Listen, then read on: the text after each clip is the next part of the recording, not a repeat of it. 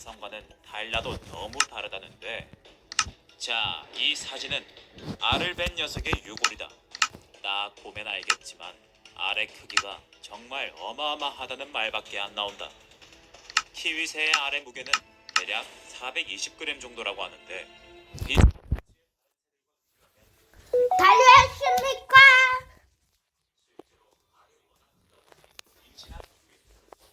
20% 이상이 전부 알로 꽉 차게 되는데, 출산 직전에는 알이 장기를 눌러 먹지도 마시지도 못하는 끔찍한 상태가 된단다. 만약 키위새가 인간이었다면 거의 4살 크기의 애를 낳는 것과 비슷한 수준이라는데, 상황이 이렇다 보니 키위새 중에는 알을 낳다 하늘나라로 가는 녀석도 많다고. 그럼 대체 키위새는 왜 이렇게 위험할 정도로 큰 알을 낳는 걸까? 그와 관련해 여러 의견이 있지만 가장 유력한 썰은 키위새가 어느 정도 성장한 상태의 새끼를 출산하기 위해서 큰 알을 낳는다는 주장이다. 쉽게 설명하자면 모든 걸 하나하나 신경 써야 하는 신생아를 낳는 것보다 어느 정도 큰 아이를 낳는 게 거친 야생에서 생존 확률이 낮을 거라는 이야기. 이 밖에도 녀석이 환경에 맞게 진화하면서 크기가 작아졌지만 몸 크기가 작아진 것에 비해 알 크기는 작아지지 않았다는 그런 의견도 있는데, 정답은 아직 연구 중이라고 한다.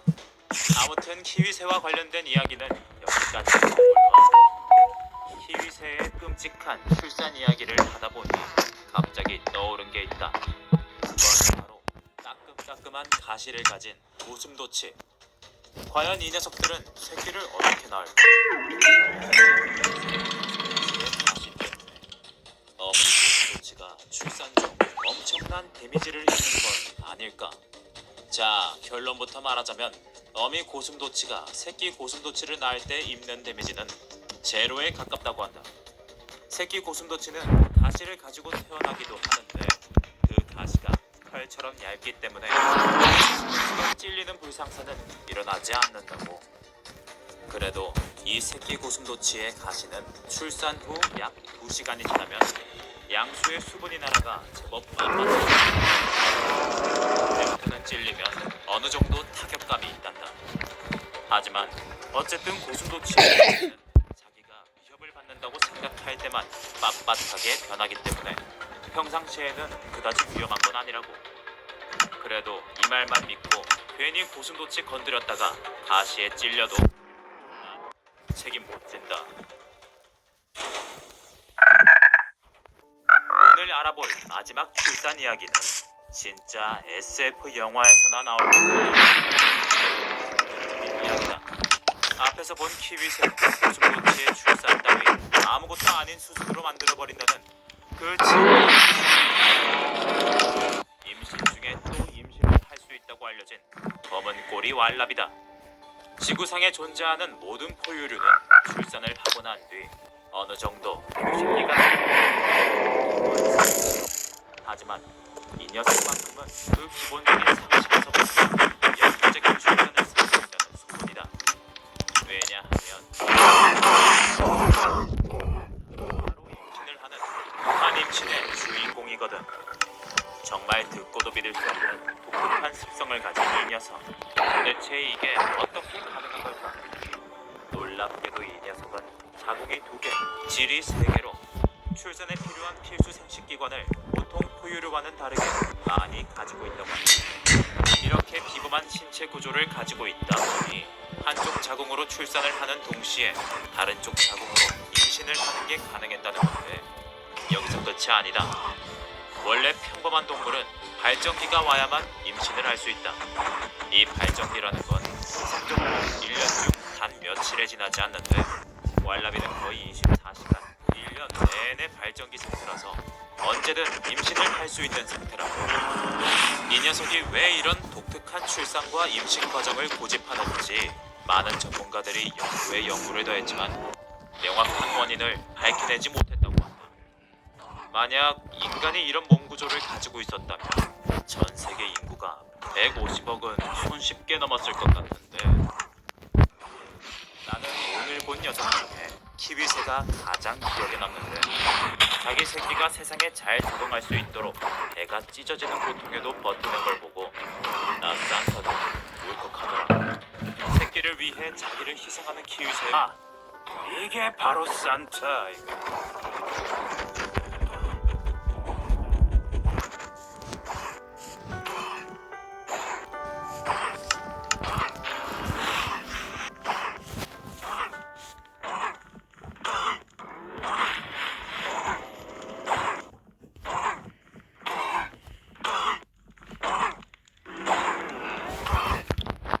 엄마, 내 얼굴 황금 비율 테스트 몇 나올 것 같아?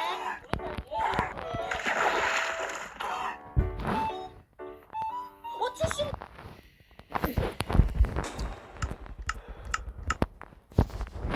군대 갔다 온 사람이라면 다 아는 이 물건, 바로 수류탄이다.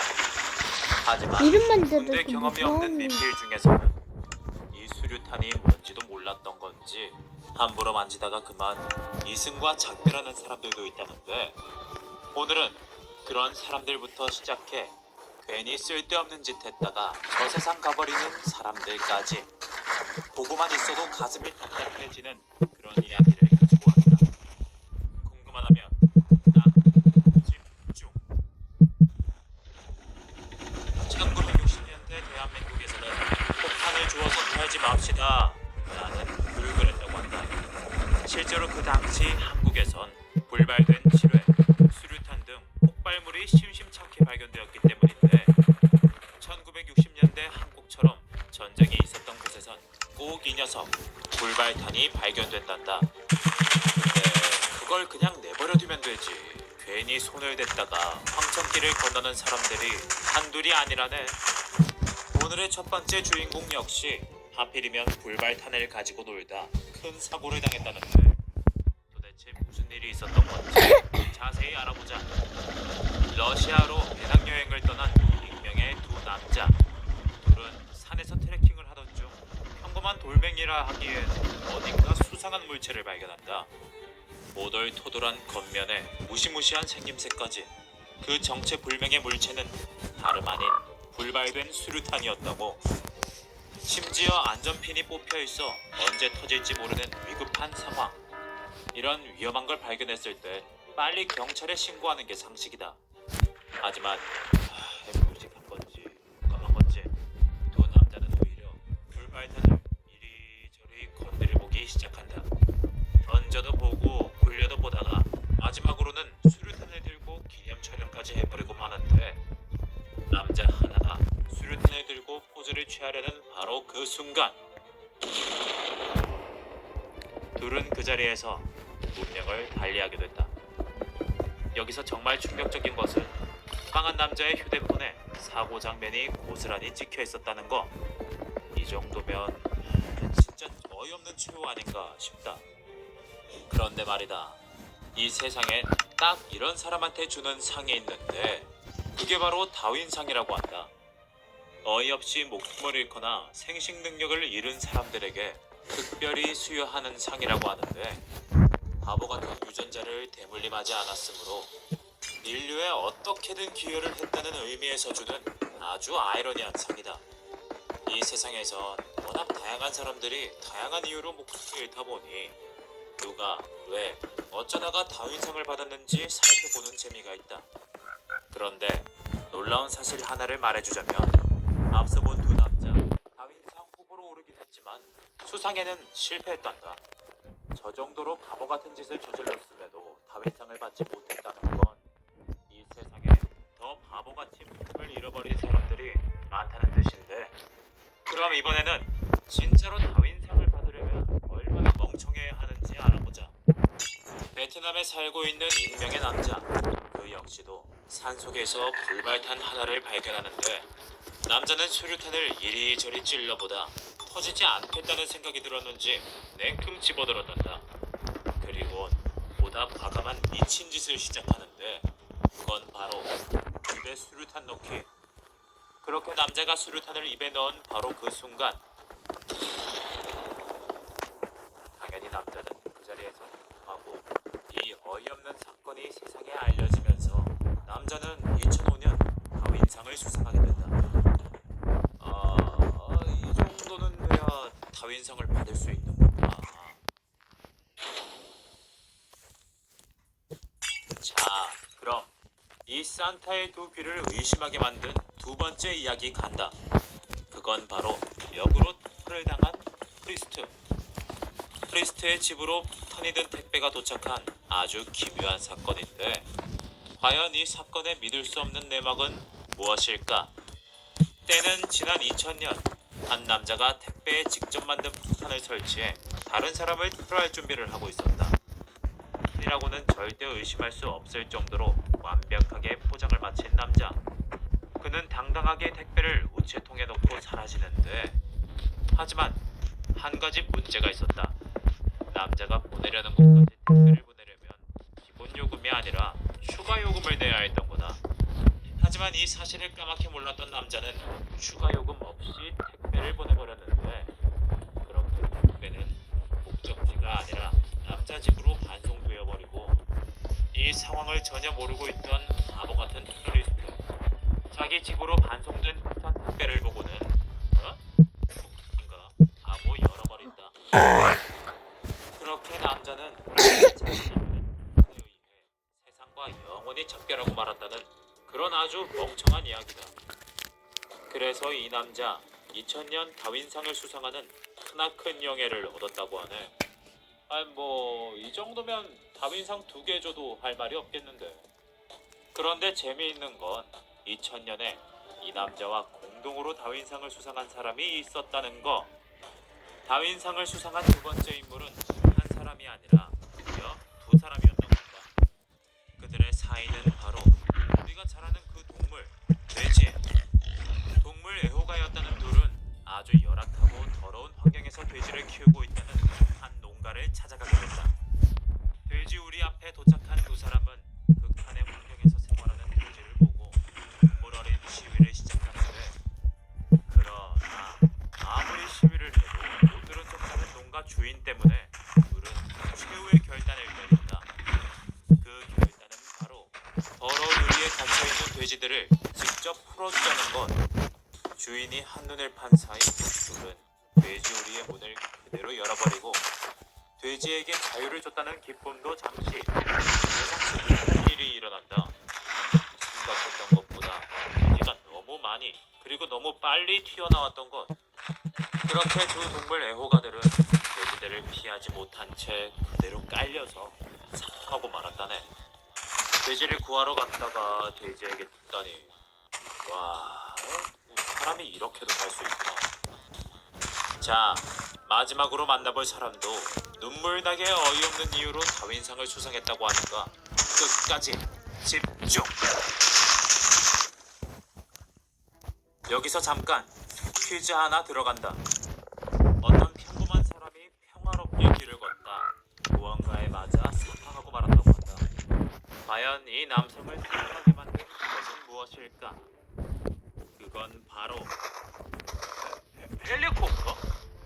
말도 안 되는 소리 같겠지만 실제로 길을 걷던 남자의 머리 위로 헬리콥터 한 대가 추락한 사건이 있었다.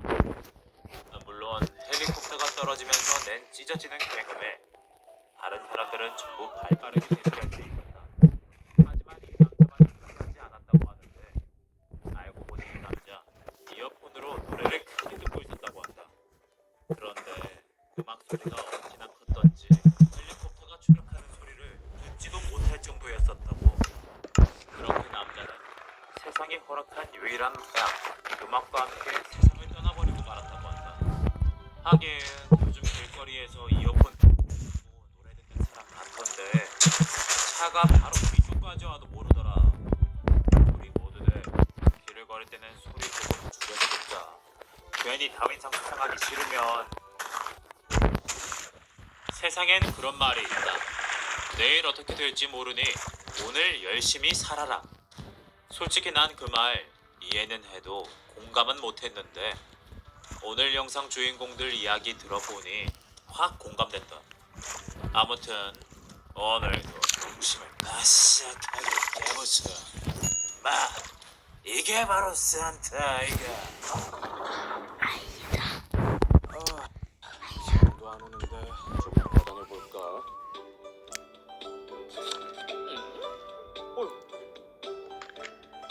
다음 방에 가볼까나? 힘 빼고 편하게. 다음 방에 가볼까나? 이건 너무 심하잖아.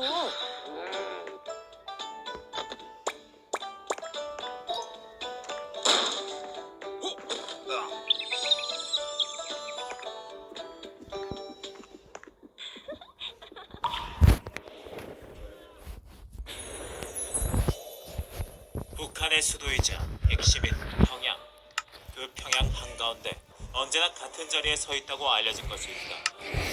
그건 바로 북한의 지도자인 김일성, 김정일 모양의 거대 동상인데, 나는 이 동상을 보고 있으면 두 가지 궁금증이 생겨난다.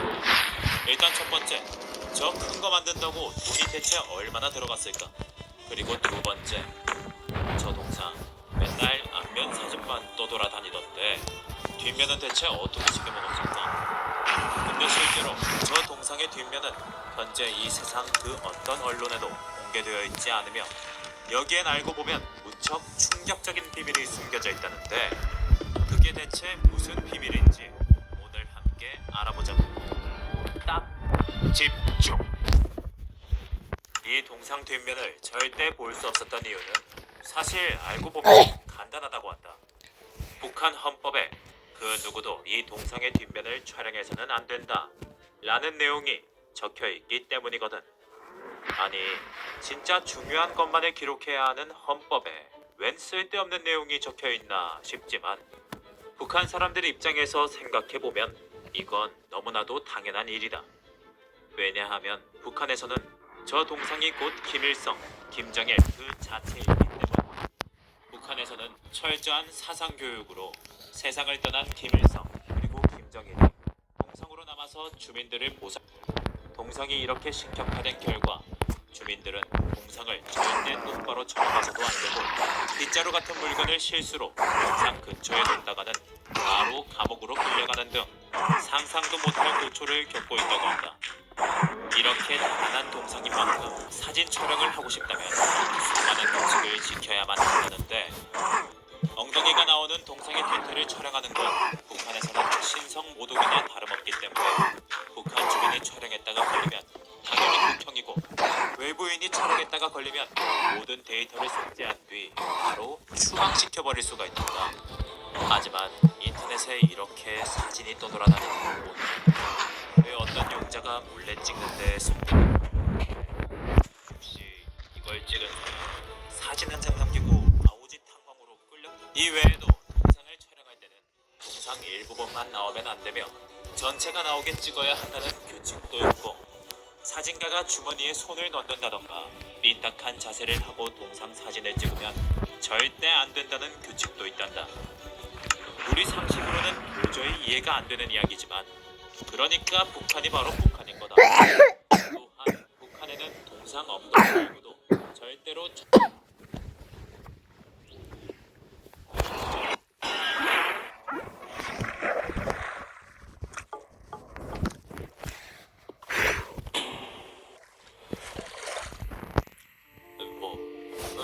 뭐라고? 곧 있으면 만리장성이 사라진다고? 아니, 이건 또 무슨 소리야 대체?